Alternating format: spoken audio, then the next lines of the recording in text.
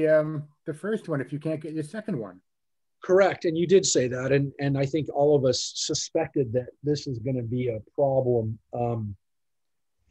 This is going to be a problem. Meanwhile, Israel will have 30% of their citizens second vaccine, I think, by the end of the month. 30%. I mean, it's just astounding. So I know, and it's not as big a population and everything else like that, but still, in real terms, it's phenomenal. And they have a national will to do it. They have cooperation. And, I think part of Rabbi, are they vaccinating the Palestinians now too or not? So okay, let me make it really clear. So Arab Israelis, and again, the distinction between a Palestinian and Arab Israeli to me is kind of a strange one, by the way. And we don't have time to get into that right now, but I don't really, to me, if there's an Israeli Arab, then there really isn't a Palestinian, because I'm not going to get into that. But the Arabs who live in Israel, who are citizens of Israel, have been vaccinated at the same rate that Jews have. So if you live in Nazareth and you're a Christian or a Muslim Arab, you got vaccinated probably. But there's much of a chance. But there's not a separate country for the Palestinians, correct? So okay, but here's the issue. Israel is not in charge of that area. Israel can't go in there and force vaccinations in those zones, right? So they don't have a choice. So, I hear a lot of people holding Israel accountable for not. No, I'm not. I just was asking. No. I know you're not, but I've heard that from several people. Yeah, so have I. Not vaccinating Palestinians. It's not true. The only people who are in charge of vaccinating the Palestinians as of right now, and I don't think it's going to change in the next 2 months or 3 months, are the United Nations. So the United Nations is in charge of that effort. So they're in charge of that area then? No, they're in charge of the medical vaccine. Who's in charge of that area? Who runs that area? Well, technically speaking, the aid that comes through there is actually run by the Palestinian. A lot of it comes through the United Nations and goes to the Palestinians themselves. So but isn't there someone that governs that area? The Palestinian Authority. So the PA is in charge of it. And technically speaking, they're supposed to be working with the United Nations in delivering those vaccines. So if they're not doing it, and what I heard today, and I've been following this because I hear this craziness that Israel is not vaccinating the Palestinians. The Palestinian territories are, and I don't know what else to call them other than Palestinian territories. The article I read today from Reuters said that they will be vaccinated this weekend. Officially, they said that by Tuesday. And the Palestinian Authority has ordered Russia's Sputnik 5 vaccine and hopes to administer it to 50,000 residents by March. The PA, and I'm reading you the Reuters article. Reuters is not a pro-Israel, Israeli-run outlet, to say the least.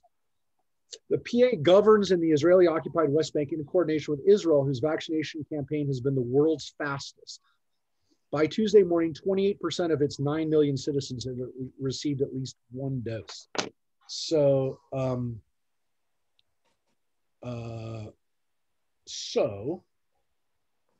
Russia is actually the ones who are bringing the vaccine there. So is it the Russian vaccine? Israel had nothing to do with it. Israel had nothing to do with it, and the United States had nothing to do with it. Not because they didn't want to, but because they handled it themselves. Right. So, by the way, I just want to put this in real terms too. We are at, right now, the United States has vaccinated, how many millions of people have we vaccinated right now? We have vaccinated, I don't know. I think I saw this morning, 4 million, 5 million. So you understand my point. Israel has not vaccinated many less in real numbers than the United States has. So that's cause for pride on one hand and cause for... Good idea. I'm going to see what's going on. Thank you.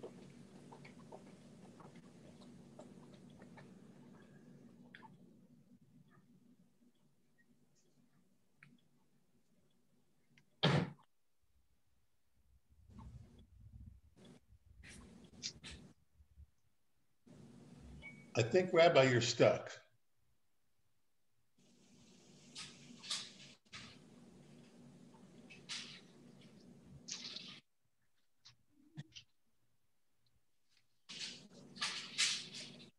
Maybe Zoom is stuck.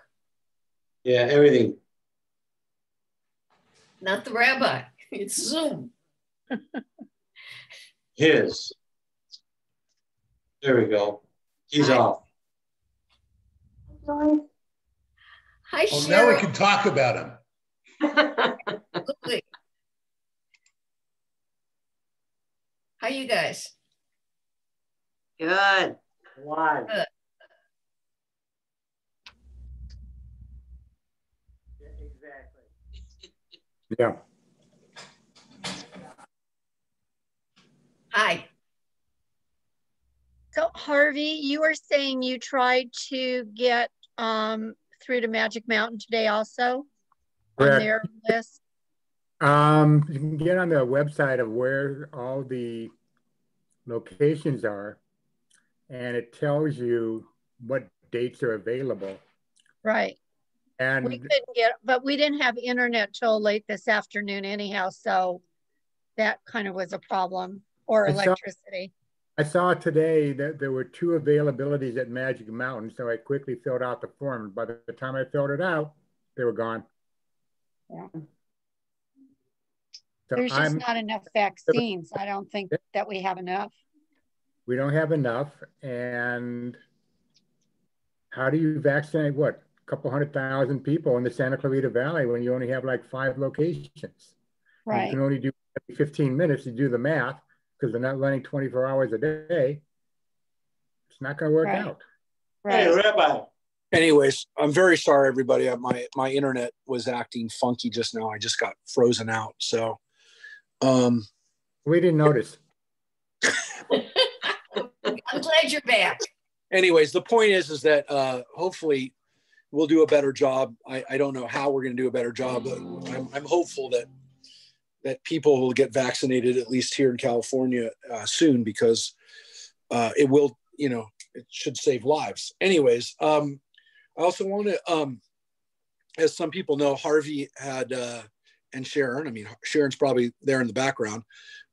We had a memorial service for Sharon's mother and sister on Sunday. And unfortunately, Harvey, there was 2 losses right after each other, as I think I mentioned to some of you. And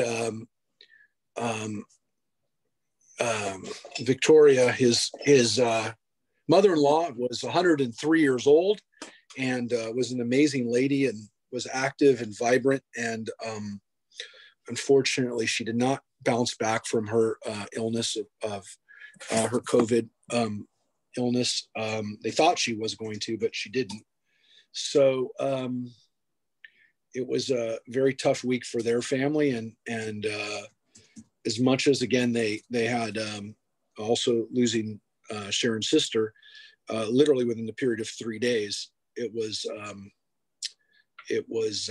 nice to honor both of them and to think about their lives. But again, it's very sad to have a service for both a mother and a daughter at the same time, which is what we did on Sunday.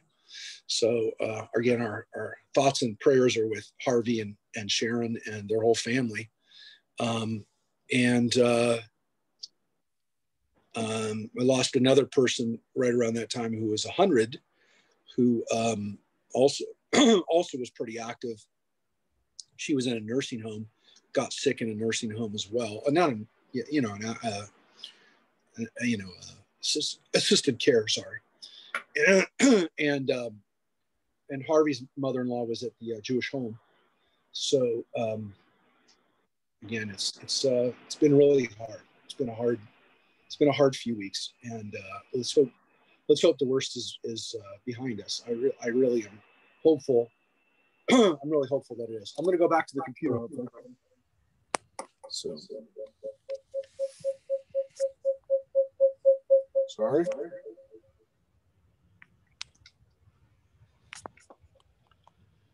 And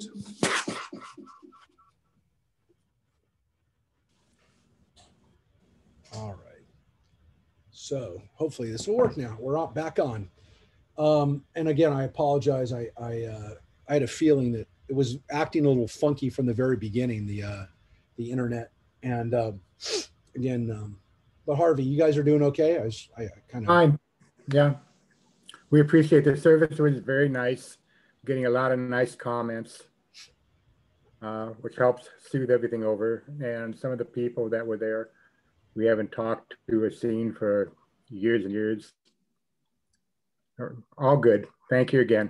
And I just want to say, I mean, it was pretty amazing. There was about 100 people, or no, about 100 computers, but probably close to about 150 people that were there for your sister-in-law and mother-in-law that that joined us from. A lot of them were up in Portland, where your sister-in-law lived, and a lot of them were in San Francisco area, where your brother-in-law lived, and a lot of those people would not have been able to be there if we had had a service normally in Southern California. A lot of those people definitely wouldn't have been able to be there, and they had a chance to be there, participate in it, and have a chance to share, which is again one of the weird advantages of doing this on Zoom, was that we had a chance to do that. So again, we'll dedicate our study to that, to them. Mike Schwartz also suffered the loss of his aunt, Muriel, and we'll be dedicating our study to that. And as Mike also pointed out this week, one of the other Dodger greats who was much younger than Tommy Lasorda, who passed away, Don Sutton, he passed away too. And I remember I went to summer camp with his son. This was 40 years ago. We were at summer camp at the same time. And I think at that time, it was probably 1970, 78, 79. Yeah, his dad was pretty much a legend, a Dodger legend. And I remember thinking that, it was pretty cool that. Well, Don Sutton, real quick, had the third most games started, right behind Cy Young and Nolan Ryan. That's how good he was. Not only how good he was, how healthy he stayed, and how yes, because there's 18, I think it was 8, I read 18 pitchers that have over 3,000 strikeouts, and he's one of them. He was a very healthy man all the way up till he retired. Yeah, it's pretty hard to do, especially in those days when people used to pitch a complete game, and those were kind of pretty wild statistics. So, but I just remembered he was at the camp, and he was really good friends. I don't know how I remember it. Well, I remember it because I was a Dodger fan back then too. He was really good friends with Ross Porter's son, and the two of them would hang out. They were a team together. The two of them were hanging out together all the time. But I remember it was not needless to say, it was not a Jewish summer camp. It was in Griffith Park, and it was one of those camps where you're like, this is not in this was roughing it. This was not the this was roughing it back then in the late 70s. I can imagine it must have been even worse than I imagined. But anyways, that was before we got spoiled. But anyways, that was a little reminder there. So yeah, the Dodgers have lost two of their legends in the last days. So anyways, turning to the Torah and turning to where we are in the third portion of Exodus, I want to make mention that I'm actually going to be on a podcast next week, a national podcast with a guy named Bishop Robert Stearns, who's based out of Buffalo. He has an organization called On Eagle's Wings. And we're going to talk about the Torah portion. And he does something called the Bishop and the Rabbi, where he has rabbis from around the country that talk about Torah. And so he's on the board of Christians United for Israel, and also Christian Israel Nexus, big organization for Christian Jewish dialogue. Anyways, and so I've been thinking a lot about Exodus over these last days. By the way, I'm thinking about Passover. I'm already in the mindset of trying to figure out what we're going to do for Seder. We're going to probably do a virtual Seder. We know that live. We'll do one live for the temple, but we're also talking about 100%. We're going to be doing one for JLTV. So we're thinking about now how to do it differently than last year. We don't want to just run the same service that we did last year for Passover. So I'm already in the mindset of Passover, because this time, unlike last year when I had about 3 weeks to prepare, I now know that we're going to have about 2 months to prepare. By the way, we're also going to, I mentioned it last week, we're going to make sure we get meals to people for Passover. So we're going to have pickup and delivery of Passover meals. But, as I said last week, I think, I'm kind of a little depressed that that's what we're going to have to do. And we know that 2 months from now that we're already know that we're not going to be able to have Passover together in person. So anyways, that being said, I'm in the mindset of Exodus very much right now, and thinking about how important the story is. And I actually, I just picked up, I don't know why I didn't read it before, but probably because a lot of it I've talked to him about, but this is my professor, Richard Friedman, who wrote the Bible, his best-selling book on the authors of the Bible. He wrote a book a couple of years ago called The Exodus, How It Happened and Why It Matters. And it's a fairly short book. It's only about 200, a little over 200 pages, but it has a great explanation for why he thinks the story of Passover and specifically the Exodus and what we're reading over these last few weeks really did happen.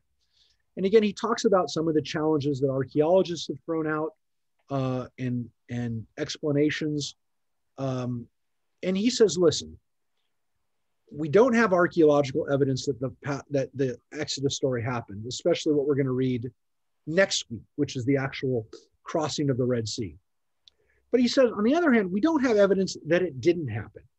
And so for scholars and for archaeologists and for even rabbis to say the Exodus didn't happen, which we've had a few prominent rabbis do that, that's not accurate, and that's not true. We don't have evidence that it happened, but we also don't have evidence that it didn't happen, which is a far cry from saying then it didn't happen, it's all made up, which some people have said. And as a matter of fact, he kind of puts forward a theory about how it happened. I've shared it with you a little bit over the years. And this is a really good explanation for it. So if you want to read it and kind of get the full depth of how he takes it through. And again, he's a historian. He's an he's not an archaeologist, but he's been on digs and he knows more about archaeology than most people. What his feeling in a nutshell is that the Exodus happened. It may not have happened for every tribe, but he believes that the Torah actually gives us some hints that it was the Levites, the tribe of the Levites, that actually were the tribe that left Egypt. And that the Levites made that journey, Moses and Aaron's tribe, and that is what that's what the kernel of the Exodus is about. And that on the contrary to saying that the Bible can't prove it, the Bible actually does prove it in a way by, if you uncover the layers, that it pretty much tells you that it happened. And it's one of those stories too, where you have a couple different accounts of it, which leads us to believe that not that it didn't happen, that it was so important, so formative, that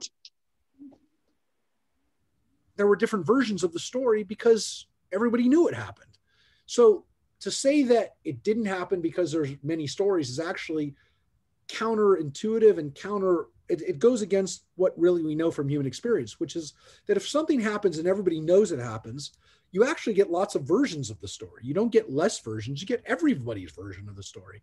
Right. And so he believes that it did happen. And he says, look, a little bit is intuition. Bottom line is, this is a really good explanation for how one can approach the Exodus story from what we have. And he does argue it's a very important story. We'll talk about more about that next week. Yeah. When we look at quick question, because you mentioned this, you mentioned it before that it was he felt that it was the Levites that came out of Egypt. If that's true, does he say where the other tribes were at that time? Yeah, and it's not 100% his theory, and he gives credit to Baruch Halpern, who is the professor who came up with this theory, and he's friends with the guy. So, but he talks about other people and other theories and other people who've contributed to our understanding of what might have happened. his belief, and I think it's safe to say based on the archaeological evidence, that it is very possible that there were tribes of, or Israelites, if we would call them, that never left, that didn't go down to Egypt. So if we pull out the story of Joseph bringing all the brothers down, it is very possible that when the Levites, who might have indeed been an Israelite tribe that was, or Israelite group that was that had been enslaved in Egypt and then came back and reunited with their people, that it seems as though that there were already tribes there when they came in, and that the Israelites might have already been establishing a foothold in the area during that time of what we call the Judges, that period after Moses, before the kings. That during this time, the tribes were starting to assert themselves and kind of coming together. And again, the greatest evidence for this, I don't want to ruin the whole story. I do recommend reading it. That part of the big theory, the big basis for this theory is the Levites never get a tribal portion. They don't get land in the land of Israel. They get to live amongst the rest of the tribes. And if you follow this logically, it could be that because they didn't live there, they weren't living there so they come back up, or they come to the land of Israel.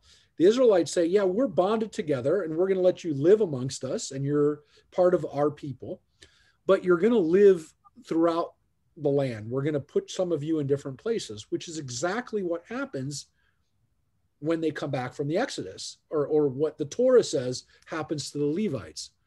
And so there's some things there, including, by the way, the Song of Deborah, which is one of the other old books of, old texts of the Bible. He argues, by the way, and it's not just him, several people argue, that two of the oldest parts of the Torah are the Song of the Sea and the Song of Deborah. And the idea that these are the oldest parts of the Bible really shouldn't surprise us, because he says, well, look, those are songs. Those aren't narrative. They're prose, they're poems and songs. It could be that, again, in the ancient world, those are the stories that people kept alive, the ones that they could sing, the ones that were kind of the basis for telling the saga, if you will.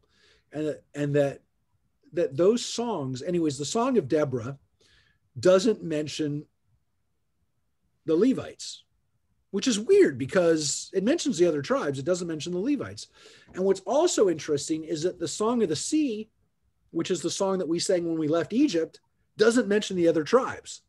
So when you put those two things together, that the two oldest texts that we have don't bring the tribes together, is it possible that those were a later, unification? It's an interesting theory. And so interesting, like what I would say is that the proof for this is in the Bible itself. Rather than trying to disprove the Bible or saying that this didn't happen, let's read the Bible closely and see, what does it tell us? And then look at the archaeology. I mean, we don't ignore the archaeology. We don't ignore that, but also take into consideration like what we think would happen. Like, let's use human behavior and kind of like rational behavior to explain why these things would happen. And I think he makes a very good case for it. I think that 20 years ago, or now it's almost 30 years ago it's 30 years ago that I studied with him, this type of theory was a little still new and was not very accepted. I would say in the last 30 years, this Levite theory has become more and more and more accepted, to the point that I don't know that it's the majority of biblical scholars will adhere to it, but a lot do. If not the majority, then a lot. There's a lot. So again, 30 years ago, it was still a theory that was being like talked about. Now, a lot of people who've now had 30 years to think about it, kind of thinking that maybe this kind of makes sense. And things start to fall into place. Again, you have to be careful. You don't want to say we're coming up with this theory so that we can prove the Bible. But let's look at the Bible and let's take it seriously. and let's look at archaeology and take it seriously. And what do we get when we combine it? So keep that in mind as we read this. What are the elements of this that seem to be pretty logical, actually, in a way? You know, again, we're reading about miracles, plagues. As he points out, there are more miracles in the last few portions that we've read. This one, last week, and next week, the plagues and the crossing the sea. That's more miracles by far than anywhere else in the Bible. They sprinkle, you know, every generation or so we get an interesting miracle, but nothing like this. If we look at the later stories of Samson and, you know, even Joshua, there are miracles and there are some amazing things, the walls of Jericho coming down, but not like this, and nothing at the scale and of the frequency that we have right now, which is the plagues and then the crossing of the Sea of Reeds, which arguably is the biggest miracle, then culminating in the miracle and in the supernatural event of getting the 10 Commandments at Mount Sinai. So all that stuff happens from we started the plagues in about chapter 7, 6 or 7 of Exodus. And then we're at Mount Sinai in chapter 20. So that's 13, 14 chapters. It's like everywhere you look, there's a miracle. Everywhere you look, God is working on a massive scale, and not a miracle that 5 or 10 or 100 people are affected by, but that an entire country, and not just a country, the most powerful country in the world, is being affected. So today we're going to finish up with the plagues. And today you're going to see that compared to what we did last week, and even more so the week before, this is a very controlled narrative. We're going to see the last few plagues, which culminates, of course, in the 10th plague and the death of the firstborn. But we're also going to see the first Passover and what happens when the people get ready to get out of Dodge. So let's take a look at this week's portion, Bo, which comes from the fourth word or fifth word of the Torah portion, Vayomer Adonai el Moshe, which is God spoke to Moses, which we have a lot. The Lord spoke to Moses. And then the next word is Bo, go or come or go. You know, it's the word of go to or come to. Go to Pharaoh. For I have hardened his heart and the hearts of his courtiers, in order that I may display these my signs among them, and that you may recount in the hearing of your sons and your sons' sons how I made a mockery of the Egyptians and how I displayed my signs among them, in order that you may know that I am the Lord. So here we open up with, again, hardening of the heart, which we read about before. Here it says again that God did it, not that Pharaoh's heart is hardened the way it is in the beginning, the first few plagues. His heart is definitely hardened. And it says his courtiers' hearts are being hardened too, not just the Pharaoh, but his assistants, his entourage. And here it says, of course, this is done so God will be known. And not only that God will be known for the Egyptians, but that God will be known for you and for your descendants. And that theme of, so that the Jewish people in the world, in the time to come, throughout history, all over the world, will know this story. And that's an important idea that we have throughout the book of Exodus, so that you will tell your sons on that day when your sons ask you. It's what we say at Passover. And that's why I'm already in a Passover mood, because I'm reading this language about what do you tell your sons? Why do we have the 4 questions? Why do we have the 4 sons? It's because of this, because it says in the Exodus, it's not just for you, it's for your descendants. So Moses and Aaron went to Pharaoh and said to him, thus says the Lord, the God of the Hebrews, how long will you refuse to humble yourself before me?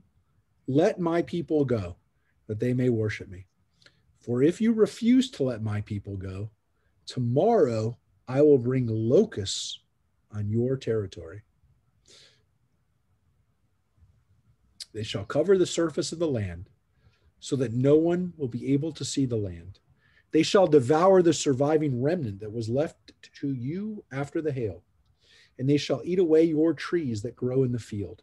Moreover, they shall fill your palaces and the houses of all your courtiers and of all the Egyptians, something that neither your fathers nor your fathers' fathers have seen from the day they appeared on earth to this day. With that, he turned and left Pharaoh's presence. So, it seems like he's letting him, like he does every time, avoid the plague. Now, of course, he's not going to. He never avoids it. But for those who are with us on Tuesday morning, I throw out this question. This does have an answer, because while the Torah doesn't have an answer, the Midrash does. For those of you who remembered or were there Tuesday and remember, what did the Midrash say? How long did Moses warn him before the plague happened? Every one of them. Anybody? According to the Midrash, Moses and Aaron warned Pharaoh for 3 weeks before each one of the plagues. And the plague actually only happens in the last week. So every month there's a new plague. The Midrash says that this happens over a year. This was a year-long deal. And every time there was a new plague, obviously there's like a little downtime in between, maybe. In some cases, it seems like there's a little downtime between the plague, maybe a few days. But basically they're 1 month cycles, which is 3 weeks of waiting for the plague and then a week of the plague, which means that the anticipation, the horror of imagining it, and to some extent is part of the plague itself. Knowing each time that, every time Moses tells Pharaoh, this is what's going to happen to you. And it doesn't say how long that warning took. How long did they have to sit with that information? But the Midrash does. And the Midrash says that they had to sit with it for weeks before it actually happened.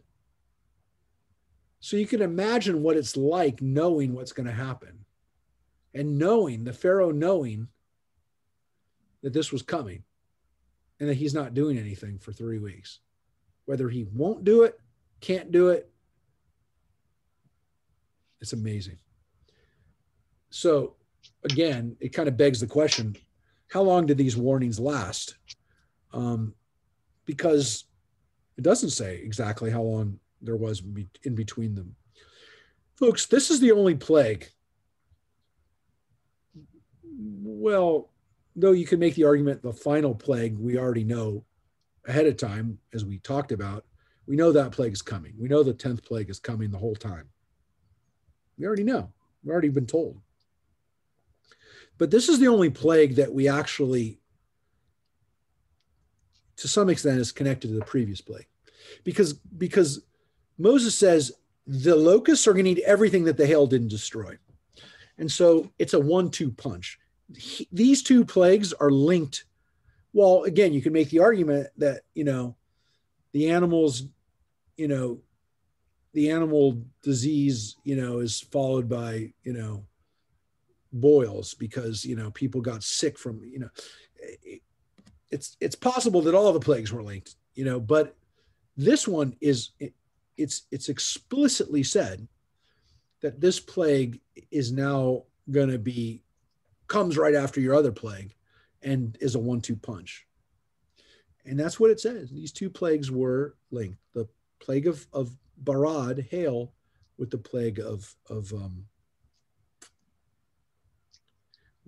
locusts, Arbeh. So, and what's interesting too is just as there's interesting, if you caught this, there's an interesting reversal here, which is that in the previous paragraph, it says, or not exactly the previous paragraph, but just above it, it says, I may display my signs that you may recount it for your sons and your sons' sons, right? So in the future, people will still be talking about the plagues. When Moses says to Pharaoh, not something that your fathers nor your fathers' fathers have seen from this day, right? No one's ever seen anything like this. So the plagues are historic. They're historic in the sense that nothing like this has ever happened before. But they're also historic because nothing like this will ever happen again, and people will be talking about it generations from now. So the plagues exist in a certain time. They exist at a certain place. They happen in Egypt. They happen to this Pharaoh. But they also happen in a context of time and history, which is that no one's ever seen anything like this before, and they're going to be talking about it thousands of years later. So it's interesting that fathers is juxtaposed with your sons' sons. So it's an interesting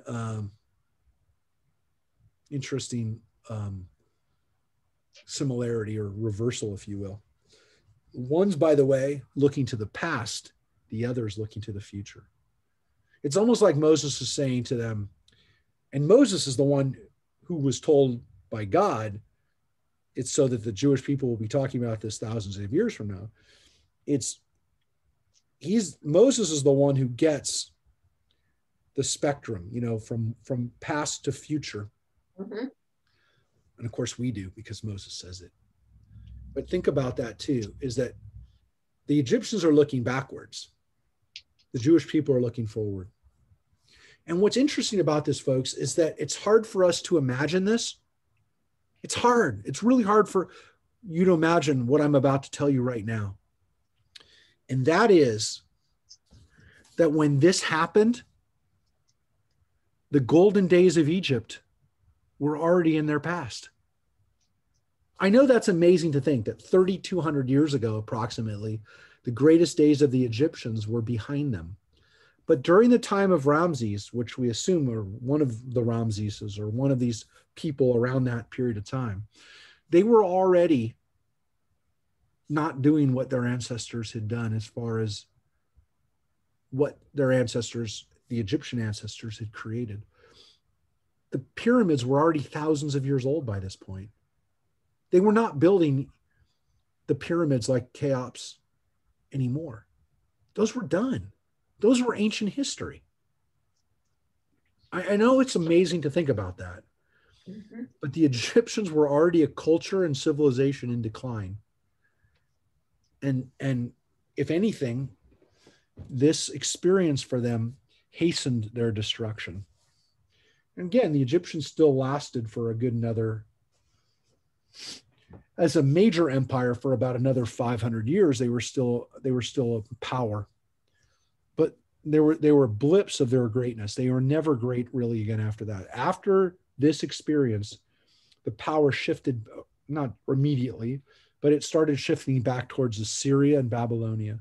And so by about 900 BCE, that's when the Assyrians started getting powerful. And then, they were powerful, pretty powerful as an empire. And they conquered Egypt. The Assyrians conquered Egypt. And then the Babylonians took over and they conquered Egypt. Egypt was already, again, an empire that was collapsing by this period, not collapsing by this period, but was on its decline. So I know it's hard to imagine that, because it's hard for us to think about that long of a period of time. But the Egyptians were already thousands of years old, their civilization by then. So what did the Egyptians say? Well, Pharaoh's courtiers said to him, Pharaoh, how long shall this one be a snare to us? Let the men go to worship the Lord their God. Are you not aware that Egypt is lost? And that's the words that they say. His own people say to him, his group says, it's over. You don't know that? You don't know that it's over? So Moses and Aaron were brought back to Pharaoh, and he said to them, go worship the Lord your God. Who are the ones to go? So go. But then he says, well, who are the ones to go? Moses replied, we all go, young and old. We will go with our sons and daughters, our flocks, our herds, for we must observe the Lord's festival. But Pharaoh said, he said to him, the Lord be with you, the same as I mean to let your children go with you. Clearly you're bent on mischief. No, you men folk, they go. You can go worship the Lord, since that is what you want. And they were expelled from Pharaoh's presence. So Pharaoh changes his mind, but in a way that, again, allows him to feel, that Pharaoh could feel, that he did what they wanted to do, which was let them go pray. But he says, look, if I let all of you go, you're never going to come back. Well, of course, this is all part of the theater. This is all part of the game. This is all part of what Pharaoh, again, this is what a hardened heart means. So the Lord said to Moses, hold out your arm over the land of Egypt for the locusts, that they may come upon the land of Egypt and eat up all the grasses in the land, whatever the hail has left. So Moses held out his rod over the land of Egypt, and the Lord drove an east wind over the land all that day and all that night. And when the morning came, the east wind had brought the locusts. Locusts invaded all the land of Egypt and settled within all the territory of Egypt in a thick mass. Never before had been so many, nor will there ever be so many again. They hid all the land from view, and the land was darkened. And they ate up all the grasses of the field and all the fruit of the trees which the hail had left, so that nothing green was left of tree or grass of the field in all the land of Egypt. And so the locusts come and destroy everything that the hail didn't destroy. That's now gone. Any of the grass. So the hail destroyed the crops, destroyed the trees themselves, destroyed maybe the vines, but it may have left the fruit there. So it's destroyed, but they can still harvest it. Not anymore, because it says that it destroyed the fruit of the trees. So anything that they had maybe harvested, anything that they brought in from the hail, that all gets eaten. And so Egypt is punished with, again, losing their source of food. And it's an interesting measure for measure, because again, they wouldn't have had food at all years ago if it hadn't been for Joseph. And so now they lose all their food. Well, what does Pharaoh do? Pharaoh hurriedly summoned Moses and Aaron and said, I stand guilty before the Lord your God and before you. Forgive my offense just this once, and plead with the Lord your God that he but remove this death from me. So he left Pharaoh's presence and pleaded with the Lord. And the Lord caused a shift to a very strong west wind, which lifted the locusts and hurled them to the Sea of Reeds. Not a single locust remained in all the territory of Egypt. Now, of course, this is interesting because God is using the wind to blow these things. And he's blowing them into the Sea of Reeds, hurling them into the Sea of Reeds, which, of course, is a foreshadow to what's going to happen to the Egyptian army themselves, where the wind is going to blow apart the Sea of Reeds, and eventually the Egyptians will be hurled into the sea. So, and of course, it'll close back on them. But this is very similar language to what happens when the Sea of Reeds parts, as we're going to see next week. So this is clearly miraculous in that the locusts can come. Locusts attack Egypt, attack Africa. They had a locust outbreak just this last year. I saw some of the damage the locusts did in Ethiopia. Very sad, very sad. But this was not a normal situation, because again, they're miraculously taken out of Egypt.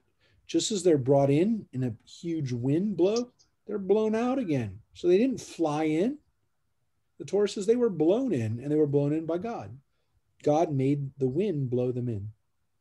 And so Pharaoh asked for forgiveness, and of course, everything's gone. And what happens? He goes back.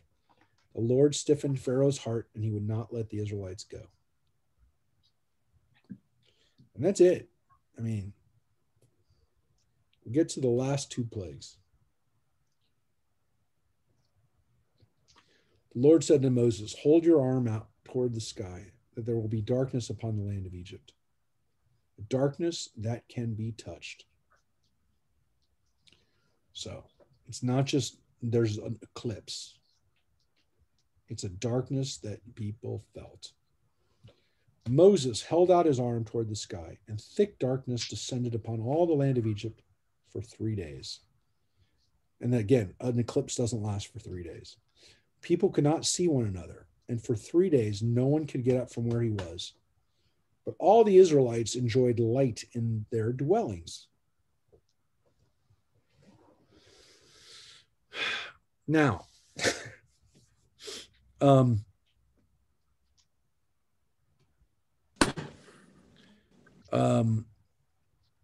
this plague clearly, the previous plagues, by the way, don't seem to have avoided the Israelites. In the plague of hail and the plague of locusts, seems like the Israelites might have been might have been affected by it. It doesn't say that it wasn't.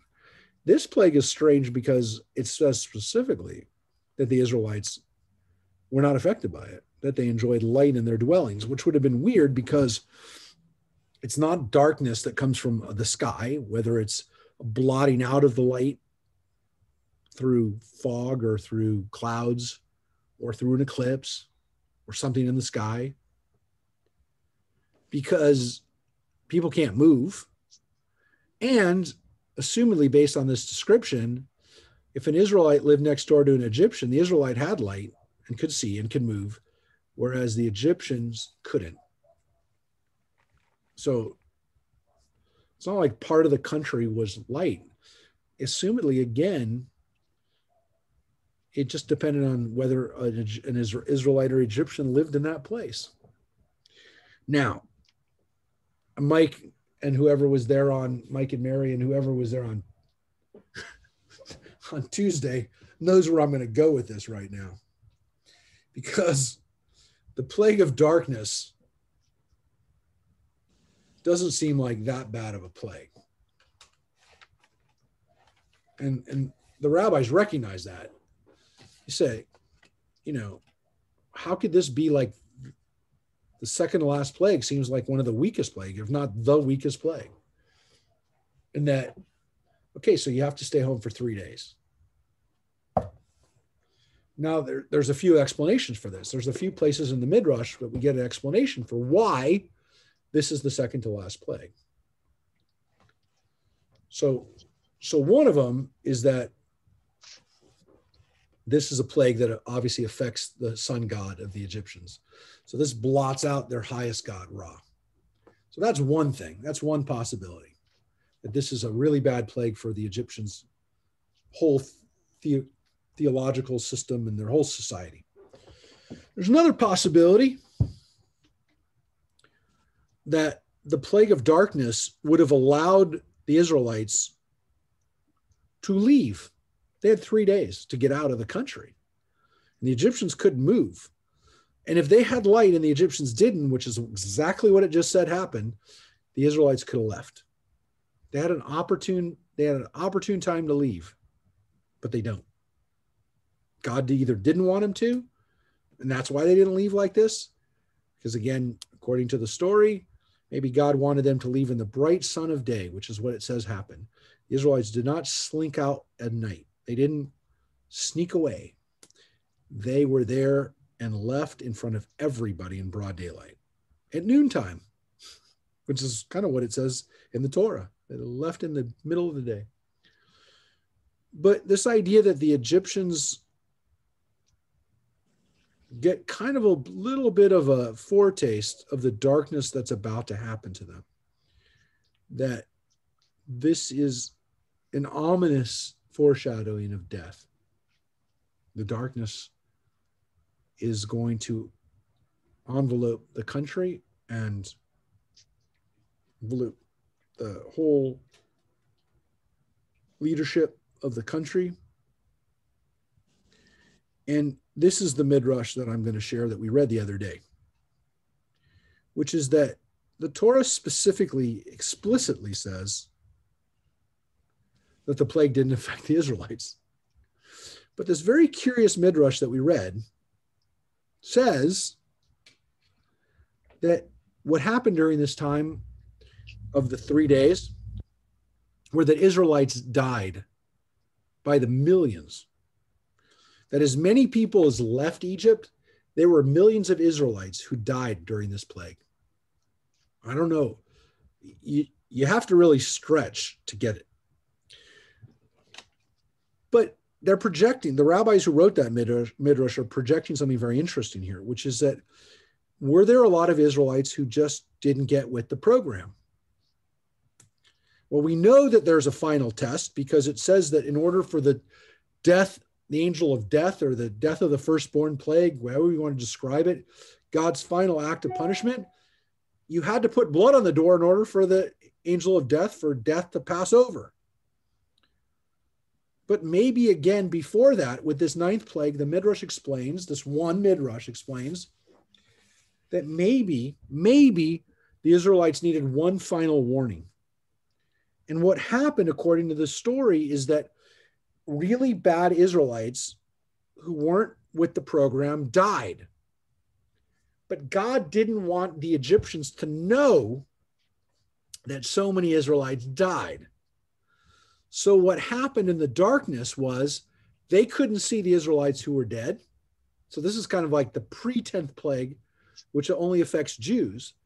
And that in this plague, the Jews buried all their dead. That within 3 days, that gave them enough time to bury all the wicked Israelites, and that they were gone. So it's a very interesting midrash, which kind of explains why it had to be dark for 3 days in a weird way. That also that not all the Israelites were with the program. And that maybe there's something else here in this story that we're supposed to take away, which is that the Israelites needed to be, they needed to learn that God had not really abandoned them, and that to have faith. Because we know in the 10th plague, they had to have faith. They had to demonstrate that faith in order to get out. But we know that they never stopped complaining about going back to Egypt. So there's something wrong with them. There is definitely something wrong with this generation. And the rabbis recognize that. And they want you to know that, yeah, there was, and there were people who were even worse.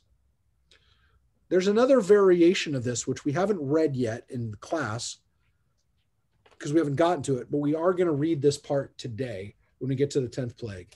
I know I will share that with you when we get to it, when we get to this 10th plague. So keep that in mind. This other interesting midrash about not good Israelites. But again, you wouldn't get it from the Torah. You wouldn't come away with that understanding.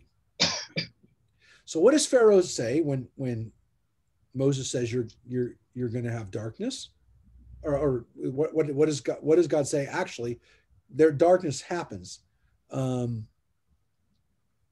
Here, by the way, there isn't a warning. I do want to point out, Pharaoh is not given a warning before the 9th plague. It says simply that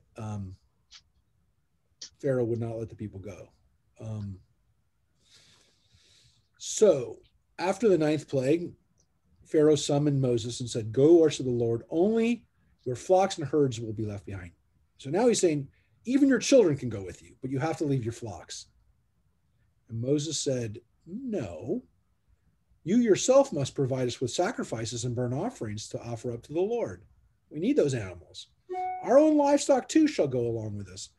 Not a hoof shall remain behind, for we must select from it for the worship of the Lord our God.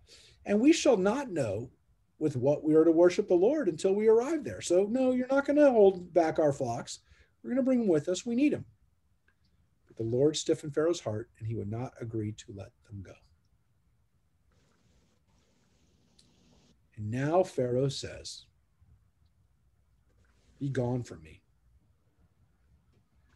Take care not to see me again. For the moment when you look upon my face, you shall die." So that's a pretty big threat.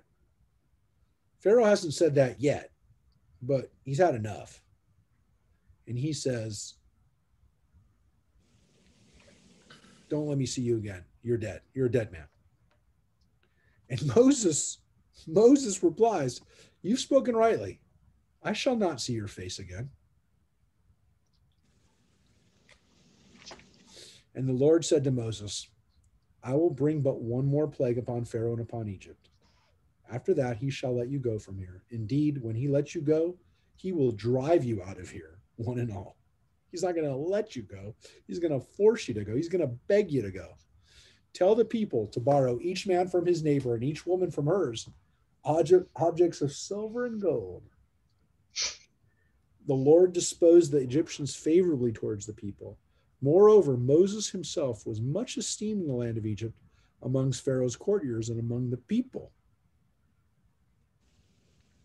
Wow. So first of all, according to this, at least the way it's presented to us, before the 10th plague, the Egyptians were already overall given over to the fact that Moses was in charge now, that Moses was calling the shots now, and that he was the one who had power. Remember, they went from worshiping Pharaoh, to some extent, to now worshiping Moses. Amazing. So the tables have turned on Pharaoh. And Moses said, Thus says the Lord, towards midnight I will go forth among the Egyptians, and every firstborn in the land of Egypt shall die, from the firstborn of Pharaoh who sits on his throne to the firstborn of the slave girl who is behind the millstones, and all the firstborn of cattle. And there shall be a loud cry in all the land of Egypt, such as never been or will ever be again. It's a pretty powerful line too, building on what we read before. Never seen it, and it never will happen again. This is a once in a ever situation. Not in a lifetime, in many lifetimes. Nothing will be like that. But here it says, not a dog will snarl at any of the Israelites, man or beast, in order that you may know that the Lord makes a distinction between Egypt and Israel.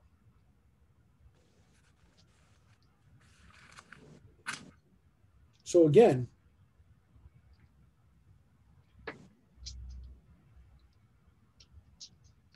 this is what Moses says to Pharaoh. This is all Moses saying it to Pharaoh, right? He's telling him what's going to happen. He tells him.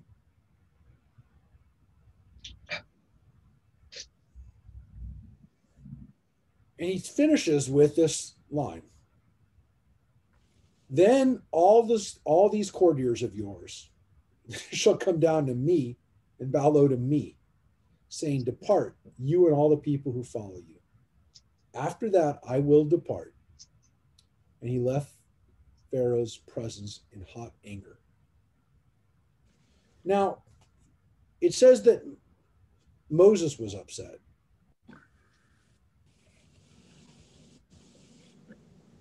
Why is Moses upset? Moses is upset. What is Moses upset about? I'm asking you. I mean, what do you think? It says he left Pharaoh's presence in hot anger. Why is Moses upset? I mean, anybody have any justification for Moses to be upset?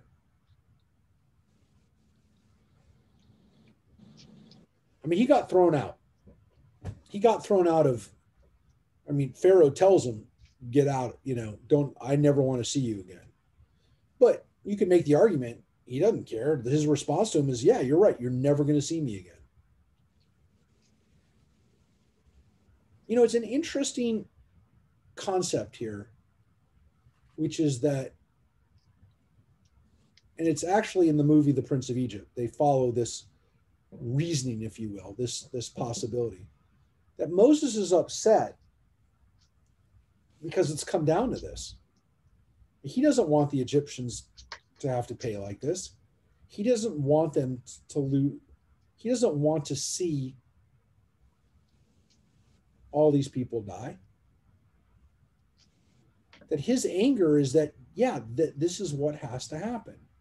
And then what makes Moses a special kind of person, a special kind of leader, he doesn't want his enemies' families and the Egyptians to die. He doesn't want them to die. But he knows that this is the way it's now got to be.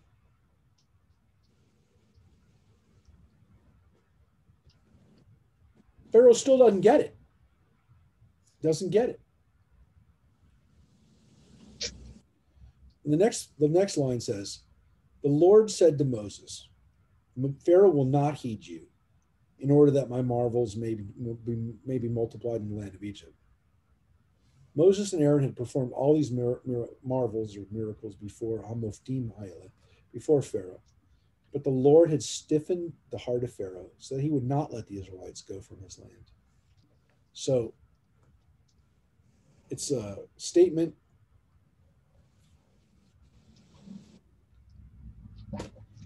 They're not, all of these miracles happen, and the Pharaoh is going to have to, it's going to have to happen. There's no backing out, which again, you can make the argument that's what hardening the heart means. It means that Pharaoh, there's no way for Pharaoh to say no. And again, you can make the argument, and I'm not going to make the argument now, but I mean, I don't want to discuss this argument, but there's an interesting thing that we see when we said with political theater, where people are committed to doing something and they don't have a choice anymore.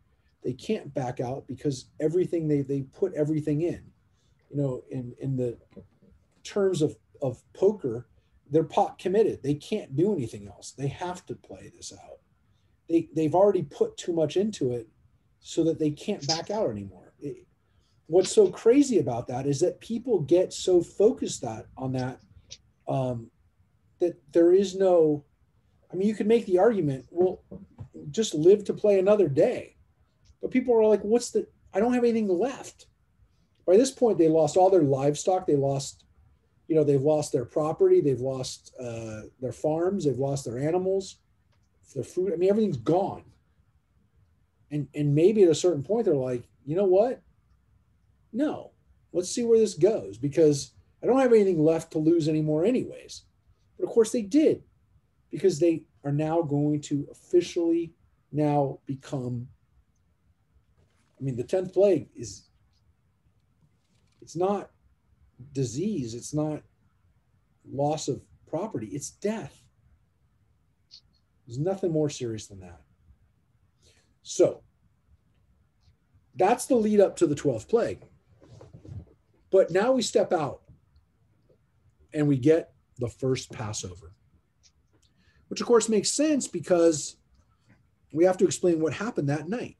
That night before the plague, as the plague was happening, it says here that the angel came through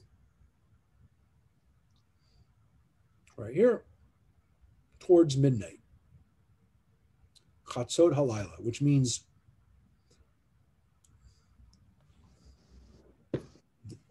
we still use the word midnight, by the way, folks, for 12 p.m.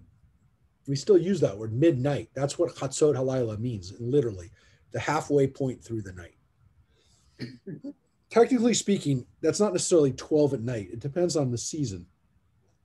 This is clearly spring, and it's in Egypt, so there's roughly 12 hours of darkness, let's say 10 hours of darkness, maybe 9 hours of darkness.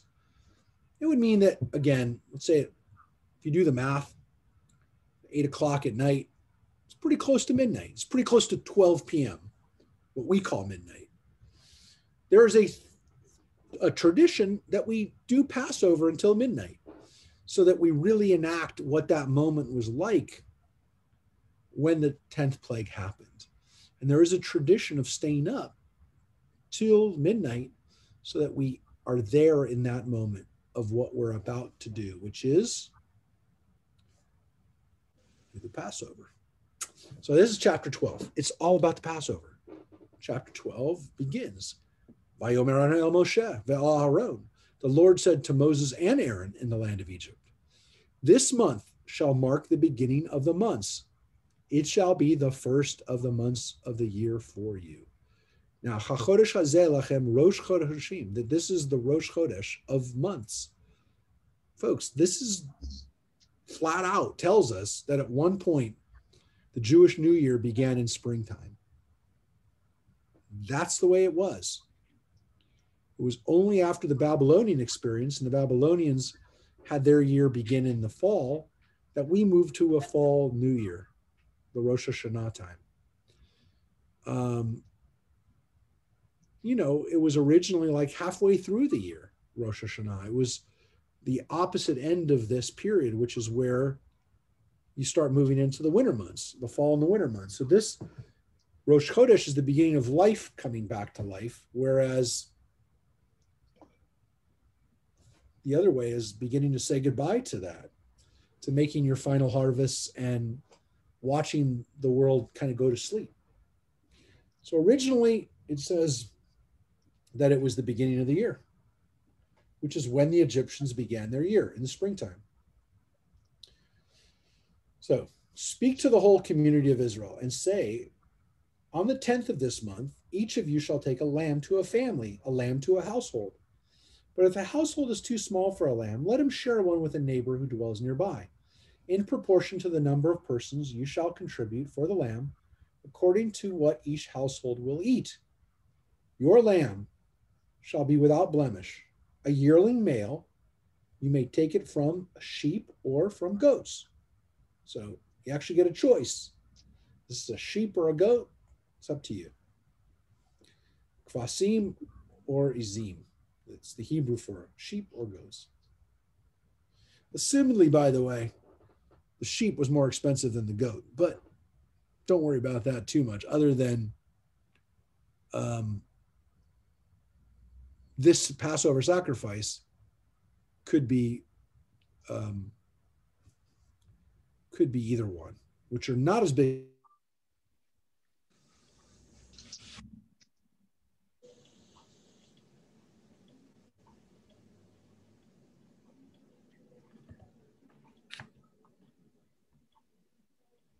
Froze it again.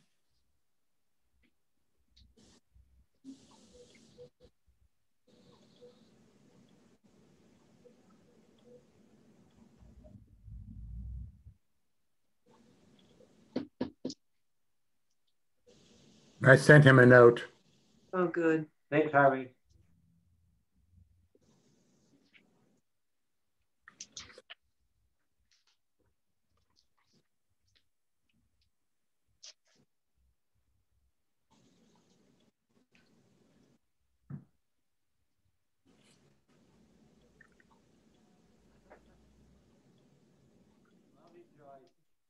Love you.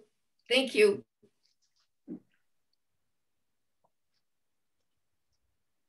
Texas doesn't seem so far. We're right here. I see that. I just restarted again. I apologize. Oh, I am going to restart tomorrow I'm going to try to reset my modem and see if that happens. Makes a little bit better. Didn't have this problem yesterday, but I did have a little bit of a problem today. So I'm not sure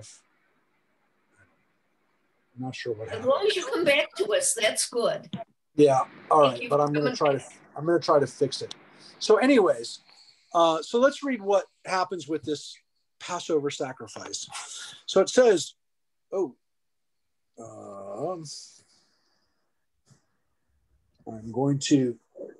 can't share the screen right now. So I'm going to go back to the Bible as it's restarting. And again, I'm not sure why it is that Zoom is the culprit here, but it's definitely the Zoom not allowing me to. It's the culprit. So it says in the beginning of this chapter.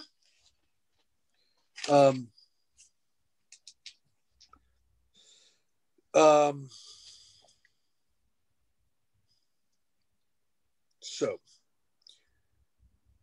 a little too far.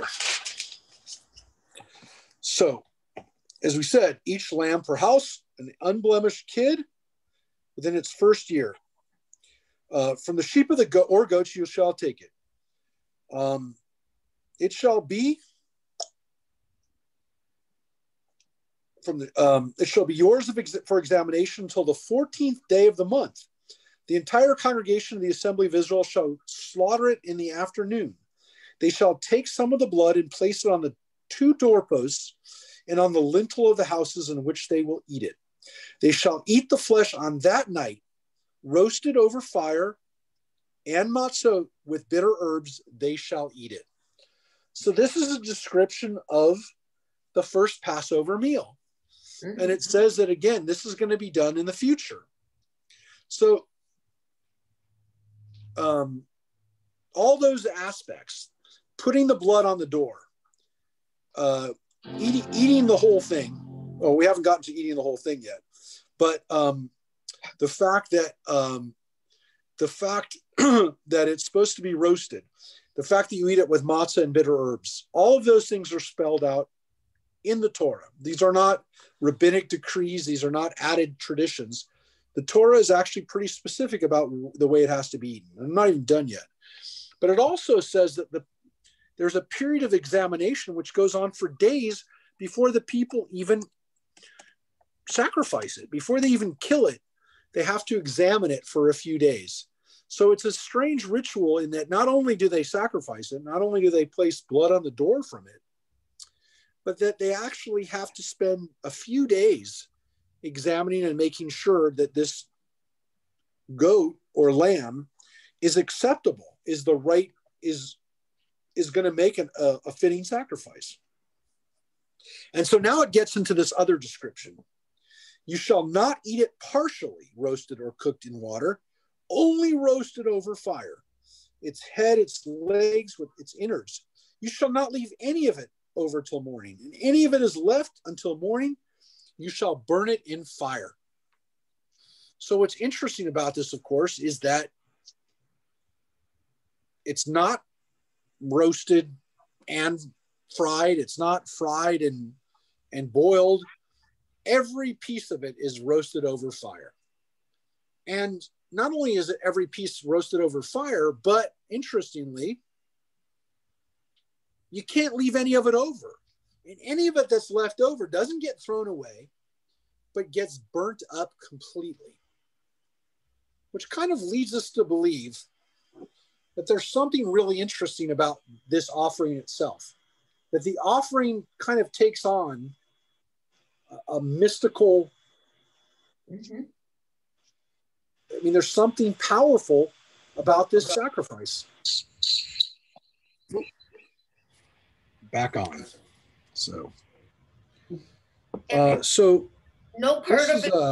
a very unusual sacrifice. Very unusual in its way it's prepared, the way it's served with other things, and that this is not a sacrifice that's offered to God. This is a sacrifice that's offered down your own stomach. And if any of it's left over, you don't toss it away. You don't feed it to an animal. You don't give it to somebody else. The family has to eat it themselves. And any of it has to be burned itself. You don't leave any of it over. Now, if that seems pretty specific, it continues. This is how you shall eat it. And there's the descriptions of how you are dressed when you eat it. Your loins girded, your sandals on your feet, and your staff in your hand, and you shall eat it hurriedly. It is a Passover offering to the Lord. For that night I will go through the land of Egypt and strike down every firstborn in the land of Egypt, both man and beast, and I will mete out punishments to all the gods of Egypt, I the Lord. And the blood on the houses where you will stain shall be a sign for you. When I see the blood, I will pass over you so that no plague will destroy you when I strike the land of Egypt. Unless there be any discussion about, is this a one-time occurrence? This day shall be one of remembrance. You shall celebrate it as a festival to the Lord throughout the ages. You shall celebrate it as an institution for all time. Now, that is pretty clear the direction that we're not celebrating this one time to remember. We're not celebrating it to protect ourselves from the plague. That there is a magic to it, okay, power to it, that there is a brilliant lesson in the fact that this is a sacrifice that you partake in. All of these things are obvious. But there's this bigger issue, which you do it forever. You'll always do this. And by the way, assumedly, not only do we eat it with these other items like we do, matzah and bitter herb, which again, according to Rabban Gamliel, we say at every Seder, every Passover, you must eat these three things and you must explain these three things. The Pesach, Matzah, Maror. And you just read why. Because you eat all three of them according to the Torah. And then Rabbi Hillel said, maybe we eat it all in one bite, which is why we have the Korach sandwich. So all of these things that we have at the Seder all go back to this Torah portion and all go back specifically to this chapter, to chapter 12. The fact that we do this forever. And what's interesting is, most of us don't do this, but it says that we're actually supposed to eat this, assumedly maybe every year, like we're on our way out. So maybe, and there are people who celebrate it this way, maybe we're supposed to pack a suitcase or a backpack and feel like we're about to leave where we're at right there at that moment, because we remember what it was like to get out of Dodge, get out of town, to get out of Egypt. And that's the way you do it, by actually getting dressed up, getting ready to go, packing our bags. That's kind of an amazing idea. That's part of the Passover experience too. Everybody got that? That's what it's in Jerusalem. Get ready to go. Now, nowadays, people don't get ready to go, right? In the old days, people used to get on a suit. They used to put on a suit when they got on an airplane. They dressed up to fly. You know, nowadays, we do the exact opposite. We get as comfortable. We put on sweats. We get as comfortable as possible. But there was a time not too long ago when people got dressed up to get on a plane. I remember those days. And there's some people here who are even older than me who remember their first plane ride when there was no plane ride before.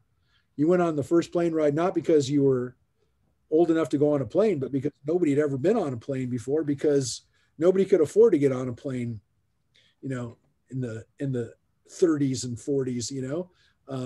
They you know, people, it was a big deal. Well, this was a big deal. Leaving Egypt was a big deal. It was the biggest deal because God was actually the pilot for this flight. So I'm saying that in the midst of pilots, I know, but nothing could have been more exciting than that night. And we reenact that night. We reenact that night every year at Passover at our Seder. And if it has to be that specific, you never forget it. And it says in the next one, 7 days you shall eat unleavened bread. On the first day you shall remove all the leaven from your houses.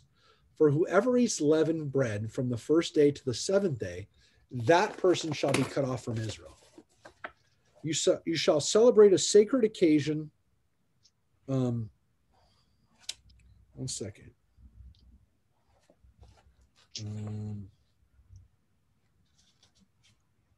One second.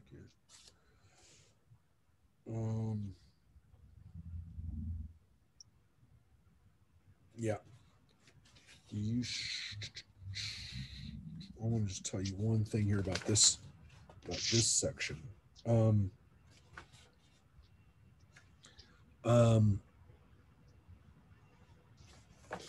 7 days you shall eat unleavened bread. Again, You shall celebrate a sacred occasion on the first day and a sacred occasion on the seventh day. No work shall be done on them. Only what every person is to eat, that alone will be prepared for you. You shall observe the feast of unleavened bread, for on this day I brought your ranks out of the land of Egypt. You shall observe this day throughout the ages. It's an institution for all time.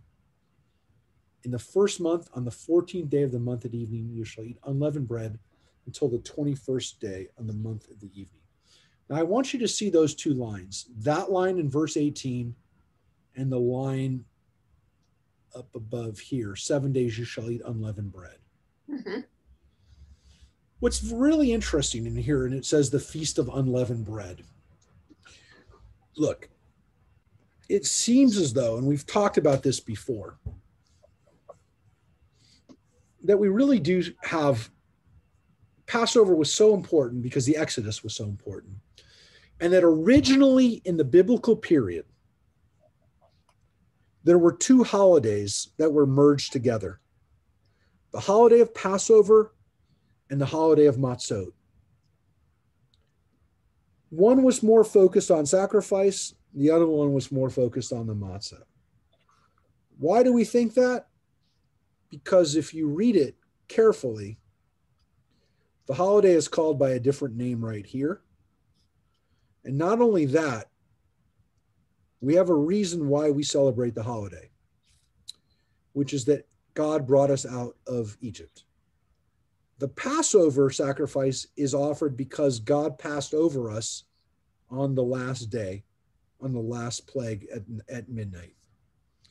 Now, again, we don't really think about it today because we've celebrated the holidays together for thousands of years. But it seems, based on the Torah, that we have a combination of two holidays. But that the story of the Exodus was so important that different Israelites had different holidays.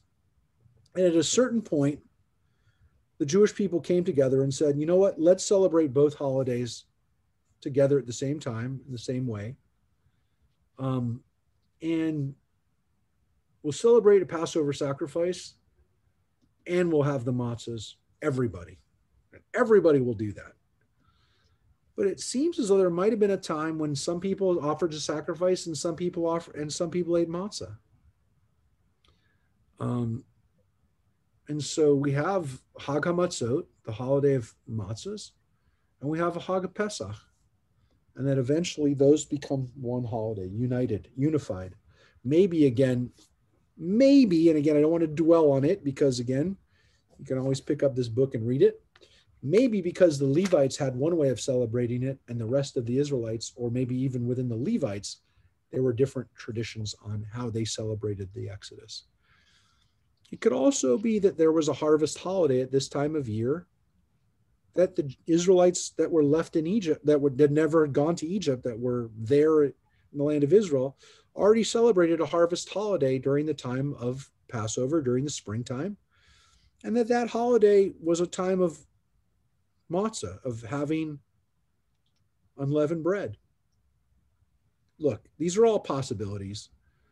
It's not really that important because, again, from a very early time, for thousands of years, at least 2,500 years, the Jewish people have celebrated the two holidays together. But it does seem like there's kind of two holidays that are happening here. The one of having matzah and the one of having a Passover sacrifice. And this one you can see really focuses on, this description really focuses on the unleavened bread. No leaven shall be found in your houses for 7 days, for whoever eats what is leavened, that person shall be cut off from the community, whether he is a stranger or a citizen of the country. You shall eat nothing leavened. In all your settlements you shall eat unleavened bread. Now, that's a pretty solid and strict law. When you want to know why those in the Orthodox world are so focused on keeping kosher for Passover, folks, it's this line. That person shall be cut off from the community of Israel. That's pretty strict. That's a pretty solid commandment that don't mess this up, which is why people get really, really freaked out about not breaking this law. There's a reason. The Torah says, don't break the law, you or anybody else who lives amongst you, which, by the way, would mean, one would make the argument that if a non-Jewish spouse is living with a Jewish spouse, that that person, based on this commandment, the ger, the word here is ger, the Izrach. The ger is the stranger or the non-citizen, the non-Jew, if you will. We use the word, by the way, ger today to, that's the Hebrew word for convert, which is interesting because we call that person a convert. Or the Izrach is the citizen, the native born. Okay, so you sometimes translate it. Sometimes is translated as the native born. Since I have this other Bible open, I'm wondering whether they translated it Ezrach as citizen. They say native of the land, which, by the way, this is an Orthodox translation of the Bible here that I have, the Stone edition. They translate ger as convert, interestingly. They don't even use the original meaning of stranger. They use the more recent word convert, and the other word is native. But it could be, again, this was at a time when Israel, this was for an audience where there were non-Israelites that lived in Israel and that they were responsible for the law. We've mentioned this before. In Israel today, it's very hard to find chametz, as we call it, bread stuff, in Israel during Passover, because all the bakeries are shut, all the bagel places, all the pita places, they're all shut. So it's really hard for a Gentile to find bread in Israel. A lot of stores are closed. They just close up so that they don't have to open and take out all their bread stuff, because if you're a kosher grocery store, you've got to change over your place. So a lot of places just shut up for that week. It's a very strange thing watching what happens in Israel during Passover, people changing over. And the fact that people, the average citizen in Israel, even if they're not religious, they almost don't have a choice because, the restaurants are all closed during Passover as well, because they don't want to deal with getting all their chametz out. So they just shut the door, close it, leave it behind, and they don't deal with it. So Moses then summoned all the, so this is the next sheet, nothing leavened. Moses then summoned all the elders of Israel and said to them, go pick out lambs for your families and slaughter the Passover offering. Now when Moses describes this, again, little different. I don't want to focus on that it's a little different, but it's pretty much like a more detailed version now. Take a bunch of hyssop, dip it in the blood that is in the basin, and apply some of the blood that is in the basin to the lintel and to the two doorposts. None of you shall go outside of his house and until morning. For when the Lord goes through to smite the Egyptians, he will see the blood on the doorposts, on the two doorposts, and the Lord will pass over the door and not let the destroyer enter and smite and smite your home. You shall observe this as an institution for all time for you and your descendants. Now, based on what you just read and what, you can take this away however you want. Based on what you just read, it seems as though there was a point in Jewish history where when Jews were offering up sacrifices and enacting the Passover offering, that they in fact took blood and put it on the doorposts of their homes every year. Every year. Because if it says it's an institution for all time, then it's not just the sacrifice that's an institution, it's the blood on the doorposts. It doesn't say you do that part and you don't do the blood part. There seems to be an understanding that the destroyer is out on that night, even when you're not in Egypt. And so maybe the house needs protection. Now, Rabbi, you today, can say, well, it's just a reenactment. It's just to make us remember to really be in the moment. Rabbi, isn't that why we have the mezuzah today on our So doorpost? there's no destroyer. But let's pay attention to what happens at Passover. Every year at Passover, we open the door to Elijah, Eliyahu. And according to tradition, and according to what you know, every year we welcome Elijah in and say, come in peace, Elijah, and announce the Messianic era. But that's not what we do at Passover traditionally. Traditionally at Passover, what we do, folks, is we open up the door, and in addition to welcoming in Elijah, we say, Shvoch Hamatcha, pour out your wrath, O Lord, against those who would harm us. Every year, the Jewish people invoked God's wrath on those who were attacking them and destroying them in that moment, which was virtually throughout Jewish history. So there was a feeling, and again, that's in the Haggadah, that's not in the Torah, that text, but there seems to have been a very well-established belief that God's vengeance and punishment was active on Passover. And the idea that people would put blood on their doorposts on that date to hope that would be once again a destroyer wreaking vengeance on our enemies,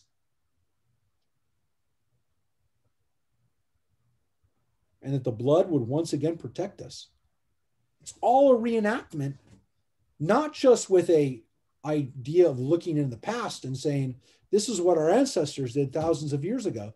But the reason that we say Shvoch Hamatcha is because we want God to do it again.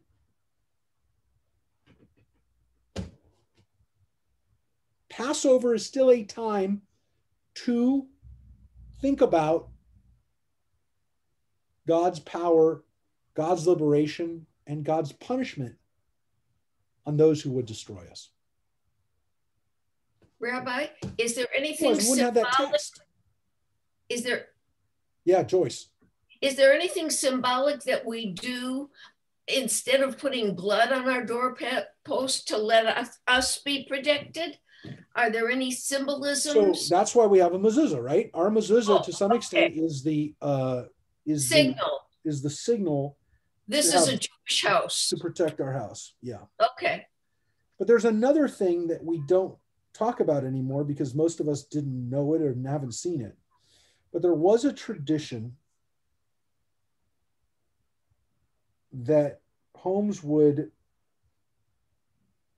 Jewish homes would be protected by another amulet. And I only know about it because I've read the texts on it, and I don't expect anybody to have actually seen this. But there was a tradition that Jewish people would have where they would actually keep the afikomen all year. And it would be a protection for the family.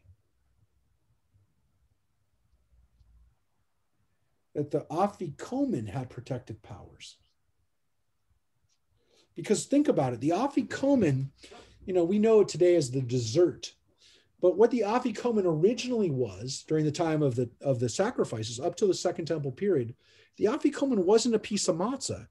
It was the last piece of the sacrifice that you would eat before you burn the rest of it up. So it was part of the ritual of protection.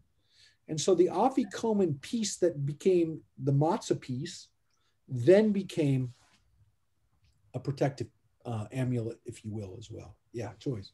Yeah.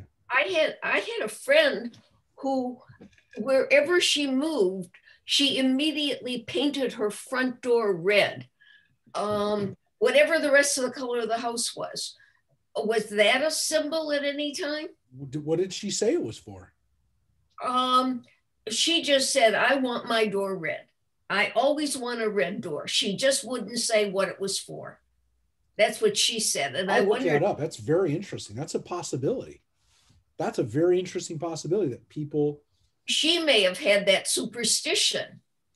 Yeah, but I wonder if the origin of it was the Passover painting of the. That's a very interesting. I'll do a little research on of whether that was a known thing that more than. Well, I just did a little bit. A red door provides protection in Old Catholicism. No, this is weird. This was in Santa Clarita Magazine. Red door provides protection. It's weird. I just did a Google search and it came out with Santa Clarita Magazine.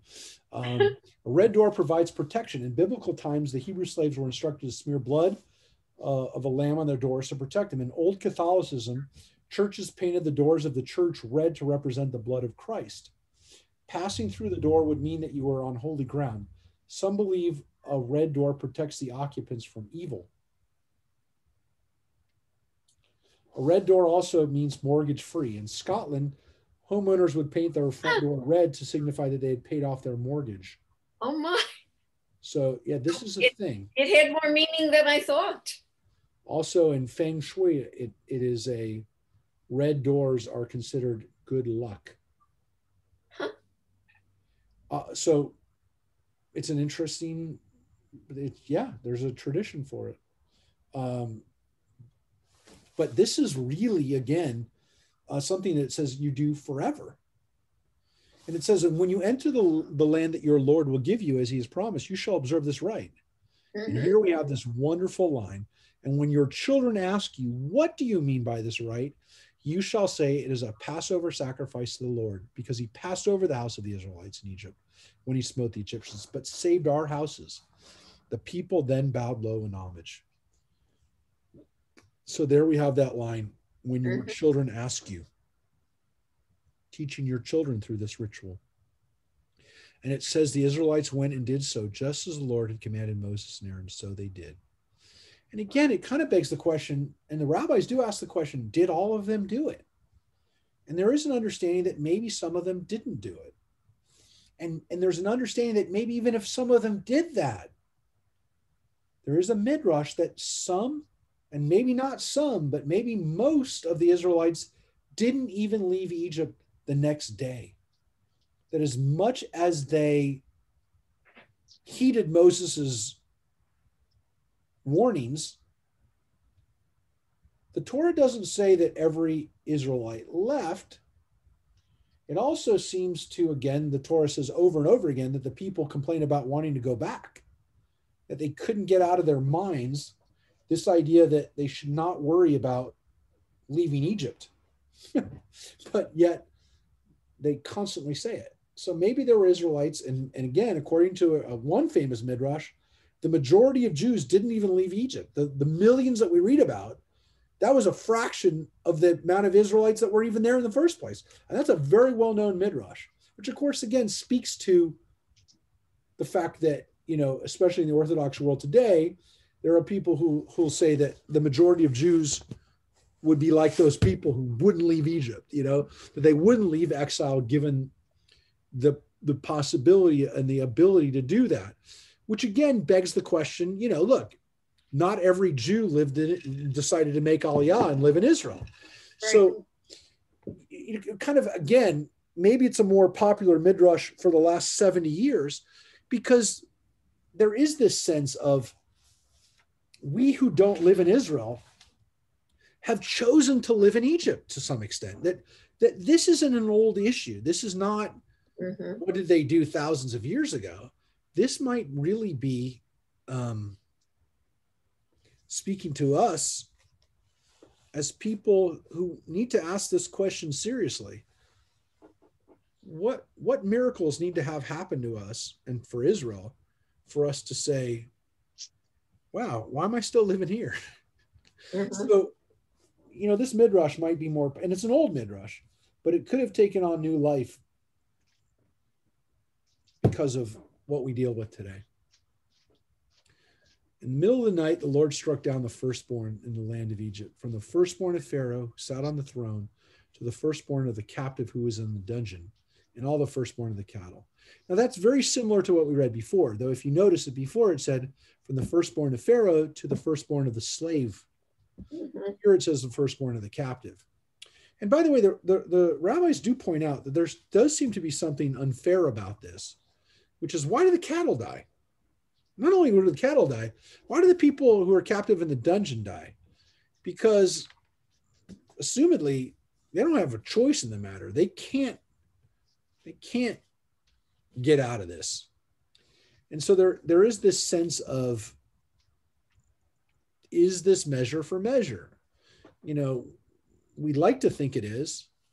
And again, there is a way, obviously, of understanding this, which is that the Egyptians have been persecuting the Jews for thousands of years. And so the collective burden of that persecution was on every Egyptian.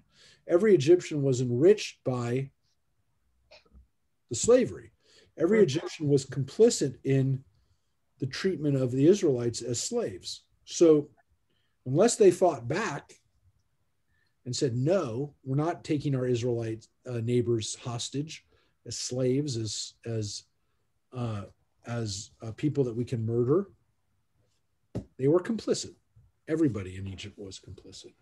And we know that in Germany, there were a lot of people that weren't Nazis who died during World War II because, again, there was a collective punishment, and that's what happens.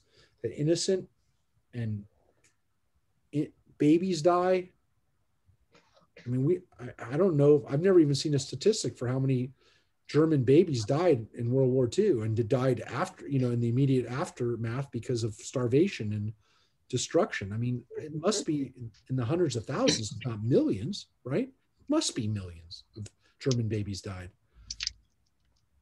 There's innocent people that die because of what their country does. And it is tragic. It's part of the tragedy.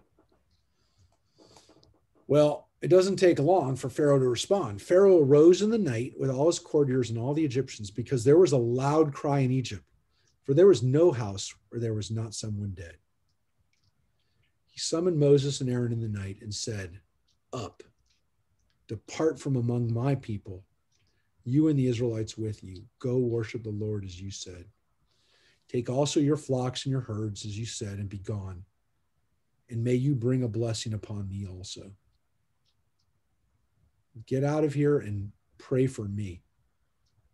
That's like the ultimate, I give up. I cry uncle. Maybe your God will help me. The Egyptians urged the people on, impatient to have them leave the country, for they said, we shall all be dead. So the people, let me just say, what does that mean? We shall all be dead.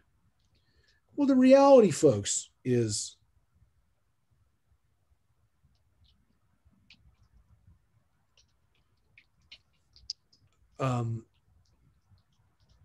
by this point, like, if it gets any worse, the Egyptians are saying, God is not going to stop. Now, we already know that this was it, that God wasn't going to, and we knew that they wouldn't have to go any further from here. But I will offer you this understanding, which is that as much as this is a horrible set of occurrences for the Egyptians, the plagues are cumulatively very destructive. It isn't really measure for measure, because for generations, the Egyptians had been persecuting the Jews. We don't know how many Jewish babies were drowned in the Nile. It wasn't just the firstborn.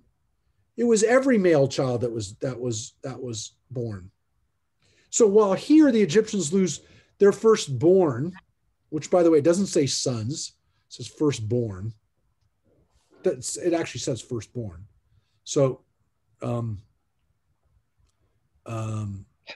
firstborn of Pharaoh, firstborn of the captive. It doesn't say firstborn sons. Maybe it was, but it doesn't say that. I mean, it could be the noun is male form, but whatever. If it is even just the sons, all of the Israelite sons were killed for we don't even know how long. So you could make the argument that God doesn't even punish them as much as they could have been punished If it really was measure for measure, a lot more people would have been killed, not just the firstborn. So it says the people took their dough before it was leavened, their kneading bowls wrapped in their cloaks upon their shoulders. The Israelites had done Moses' bidding and borrowed from the Egyptians objects of silver and gold. Again, do they borrow it? That's the Hebrew that's used there, that they asked them for it. I don't know that borrowing it has to be the word, but it's the word we'd use for borrow, in that it doesn't say they took it. They definitely didn't steal it. They took it. And it says they asked the Egyptians for their stuff. And the Lord had disposed the Egyptians favorably towards the people, and they let them have what they requested. So here, borrowed is the same word as here, requested. And they stripped the Egyptians. And that's kind of the way to translate that word. The Israelites journeyed from Ramses to Sukkot. About 600,000 men on foot, aside from the children. Moreover, a mixed multitude went up with them, and very much livestock, both flocks and herd. And here is the words that it says, Arov, Erev Rav, a mixed multitude, which is a interesting word that's used, a group that was mixed, a swarm. Now, we translate it usually as mixed multitude, Erev Rav, which, by the way, is an alliterative word. The words are part of the words, which mixed multitude is an alliterative word, so it's poetic. But what was this group of people? And again, it's very possible that Egyptians who were not Israelites left as well.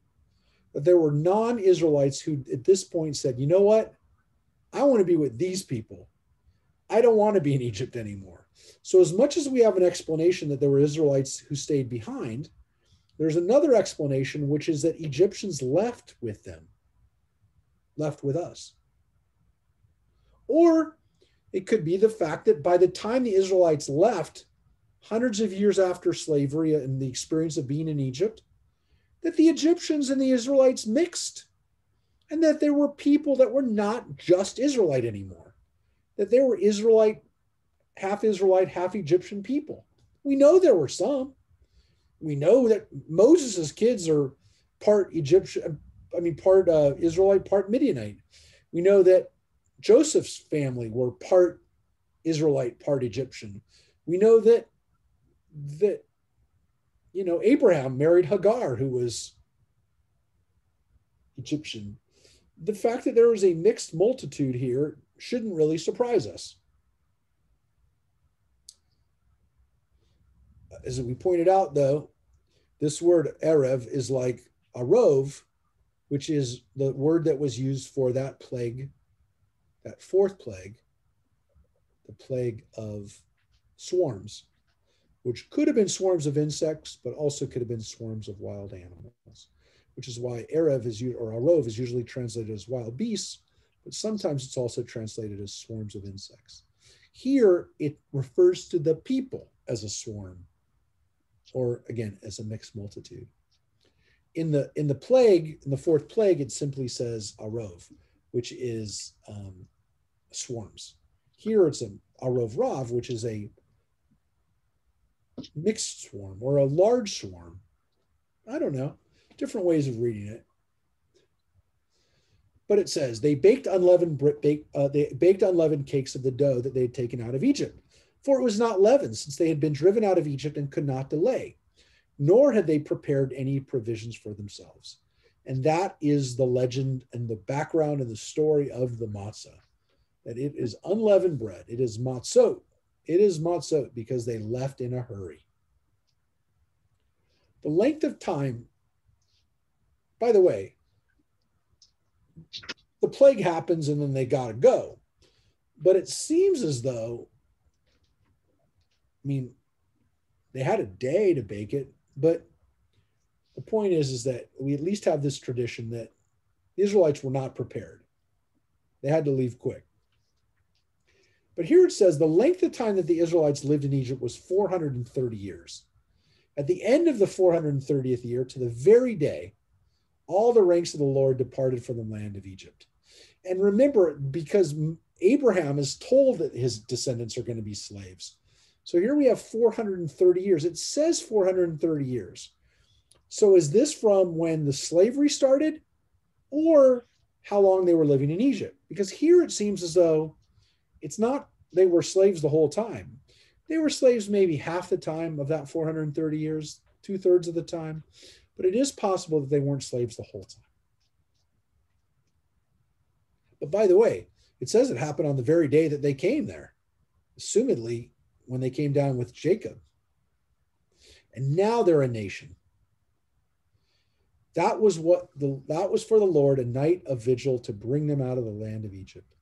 That same night is the Lord's, one of vigil for all the children of Israel throughout the ages, which again seems to then go back to the nighttime, which is the Passover. Because we're not reenacting leaving, we're reenacting what it was like the night before. The Lord said to Moses and Aaron, "This is the law of the Passover offering. No foreigner shall eat of it." So, look, it is very possible that this line right here, we go back to a different author. No matter what, we go back to a different idea, which is that it's back to the Passover offering. And some interesting rules about it. The Lord said to Moses and Aaron, "This is the law of the Passover offering. No foreigner shall eat of it." And here there's a different word than ger. This is a ben nechor, a son of a foreigner, which is different than a ger. It's different than a resident stranger. This understanding would be more of somebody who is just visiting, if you will, not somebody who lives normally amongst you. Because it says that the kind of by understanding here is any slave, it says, but any slave a man has bought may eat of it once he's been circumcised, which seems to imply that he could be circumcised, but maybe not yet a Jew. I mean, what's really going on here? No bound or hired laborer shall eat of it, which seems weird considering what we just read here, which is that a slave may eat of it, but not a bound or hired laborer. Again, these laws seem to be connected to this idea that the sacrifice needs to be eaten by freeborn Jews, that Jews eat this as a way of celebrating their freedom. It shall be eaten in one house, and you shall not take any of the flesh outside the house, nor shall you break a bone of it. The whole community of Israel shall offer it. If a stranger, and this goes back to the ger, if a stranger who dwells with you would offer the Passover to the Lord, all his males must be circumcised. Then he shall be admitted to offer it. He shall then be as a citizen of the country, but no uncircumcised person shall eat of it. There shall be one law for the citizen and for the stranger who dwells among you. And there is again the words ger ve'ezrach, those classifications of people. And all the Israelites did so as the Lord had commanded Moses and Aaron, so they did. That very day, the Lord freed the Israelites from the land of Egypt, troop by troop. So, that is part of the commandment of the sacrifice. There's one last idea we're going to read before we finish tonight, and that is chapter 13, which is this very strange law of Pidyon Haben, the redemption of the firstborn sons, which without a doubt is connected to what happens this night of Passover, when the firstborn could have been killed. Let's read. The Lord spoke further to Moses, saying, "Consecrate to me every firstborn, man and beast, the first issue of every womb among the Israelites is mine." And Moses said to the people, "Remember this day on which you were set free from Egypt. We went free from Egypt. the house of bondage, how the Lord freed you with a mighty hand. No leavened bread shall be eaten. So no leavened bread. You shall go free on this day in the month of Aviv. So when the Lord has brought you to the land of the Canaanites, the Hittites, the Amorites, the Hivites, and the Jebusites, which he swore to your fathers to give you, a land flowing with milk and honey, you shall observe in this month the following practice. 7 days you shall eat unleavened bread, and on the seventh day there shall be a festival to the Lord. And again, back to the 7 days of unleavened bread. Throughout the 7 days, unleavened bread shall be eaten. No leavened bread shall be found with you, and no leavened bread shall be found in your territory. And again, explain to your son on that day, V'higadatah levincha, speak to your son, it is because of what the Lord did for me when I went free from Egypt. And remember here, it doesn't say when your son will ask you, but sometimes, and that's why we read the 4 children, sometimes you have to teach them before they even ask you the question. Sometimes they may not want to ask, or they may not know how to ask. And this shall serve as a sign on your hand and as a reminder on your forehead, in order that the teaching of the Lord may be in your mouth, that with a mighty hand the Lord set you free from Egypt. You shall keep this as an institution at its set time from year to year. And when the Lord has brought you into the land of the Canaanites, as he swore to your fathers and has given you, you shall set apart from the Lord every first issue of the womb. Every male firstling that your cattle drop shall be the Lord's. But every firstling ass you shall redeem with a sheep. If you do not redeem it, you must break its neck, and you must redeem every firstborn male among your children. This is the law of Pidyon Haben, that we redeem the firstborn of the animals, and we also redeem our children, our firstborn males. And the tradition is, well, we'll finish up and then we'll explain what the tradition is. And when in time to come, your son asks again. Now it goes back to a son asking, which is again, sometimes they ask and sometimes they don't ask. Sometimes you tell them. When your son asks you, what does this mean? You shall say to him, it was with a mighty hand that the Lord brought us out from Egypt, out of the house of bondage. When Pharaoh stubbornly refused to let us go, the Lord slew every firstborn in the land of Egypt, the firstborn of both man and beast. Therefore, I sacrifice to the Lord every first male issue of the womb, but redeem every firstborn among my sons. And so it shall be a sign upon your hand as a symbol on your forehead, that with a mighty hand the Lord freed us from Egypt. And this law of Pidyon Haben, which is also a remembrance of leaving Egypt, would be done and is still done by those in the religious community. I had it done for me because I was the firstborn of my family, and my mother's firstborn. They redeemed me from the Kohanim. They redeemed me and paid the Kohanim silver coins so that I could be redeemed because of the redemption of the firstborn and the saving of the firstborn on this night in Egypt. So again, if you had an older sister who was born before you, no Pidyon Haben. If your mother had a stillborn child or had an abortion or had a miscarriage, no Pidyon Haben. Only when it's the firstborn that lives, because it was such a big deal that this plague that could have hit us didn't, that we never forgot it, and that we redeemed and we're grateful, not just on Passover, but every time we have a son, that boy could have been killed. And if not on the day of the plague, that reminds us of how close we were to death in the land of Egypt. That those children that were drowned in Egypt could have been one of them. Those were our ancestors. And so doing the Pidyon Haben is a reminder of how grateful we were to survive. Folks, we have to ritualize. We have to remember how, when we're saved from something, how grateful we are. I'm going to show you something before we go. I want to show you, well, first of all, I felt like saying a prayer when I got vaccinated.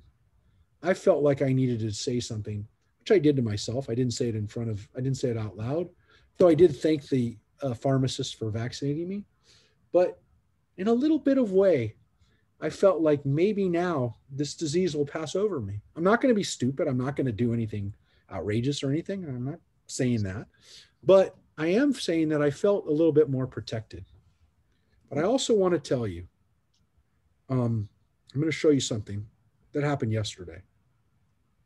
I'm going to show you this right now. Give me 1 second. And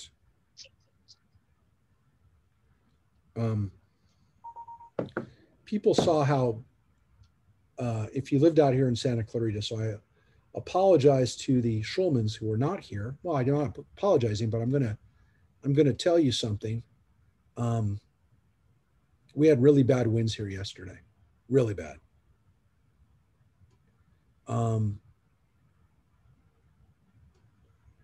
It was scary, a little frightening. See this picture up here? Yeah. Holy moly.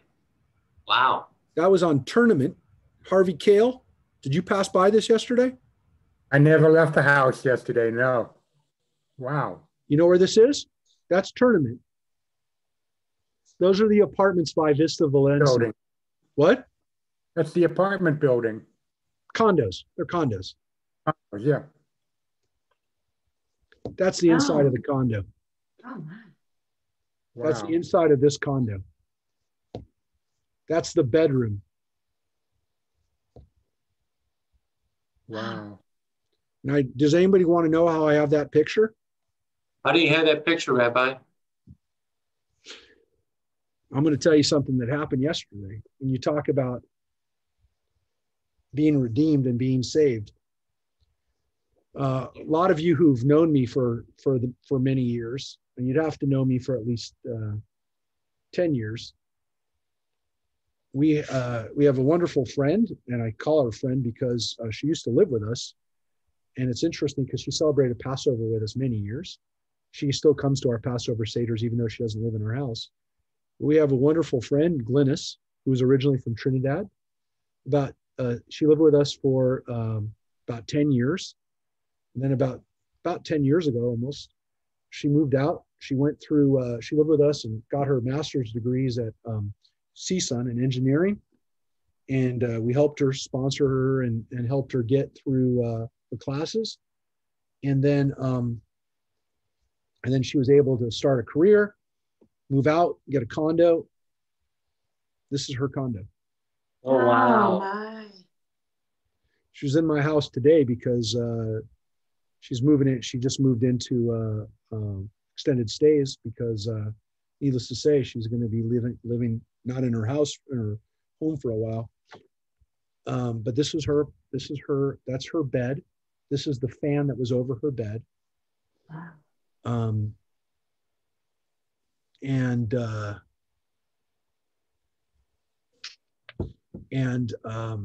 She was in that room 15 minutes before that came in at about 10 o'clock. When something like that happens to you, you have to say a prayer. I mean, and she did. She's a very religious. She happens to be Seventh-day Adventist. But some of you have met Glynis before. She's a very sweet person, and again, a very faith-oriented person. She's learned Hebrew, and because she's an Adventist, she always kind of felt comfortable with our food because Adventists are oftentimes vegetarian. And while they don't keep kosher, they don't traditionally eat pork. And obviously they keep Shabbat. They go to church on Saturdays. So she goes to church every Saturday. So for someone like that, this became, obviously she understood that a miracle happened to her. But, I'm sure she's going to remember, January 19th for the rest of her life as a day when, she could have been killed. And I can't even believe it when I see it. this is, you know, the news crews came out. It's funny because they came out, they wanted to interview her, and she's very shy. She didn't want to be interviewed. So she didn't go in, she didn't go anywhere near the cameras. So they didn't interview her. She didn't want to be on TV or anything. But to do the inner stuff. You know, look. So this is about as close as you can get to a miracle happening for you and being spared. And again, you know, you got to say a blessing, and we did. We came over right afterwards. We said a blessing. We said the traditional blessing. We call it benching Gomel. We say the Gomel blessing. Thank you, God, for doing something good for someone who's undeserving. I didn't earn anything for this miracle. It's not because I'm a wonderful person, because God forbid, really, we go down that road that, well, why did this person get punished? None of us deserve to have a miracle done for us, but yet she had one done for her. And the traditional response is, may God continue to provide goodness for you forever and ever.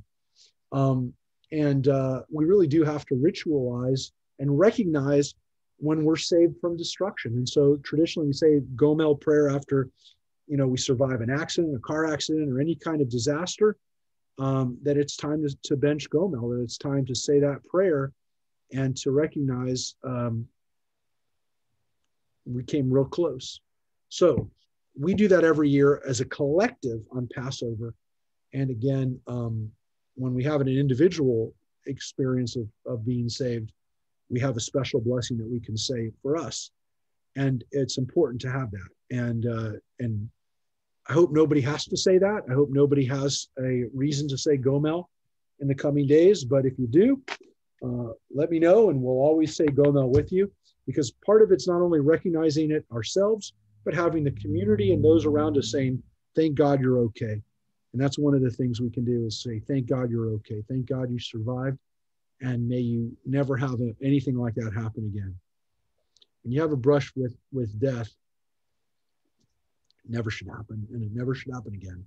So again, everybody, we definitely feel what it's like right now to have experiences of illness being around us, of danger being out there and lurking.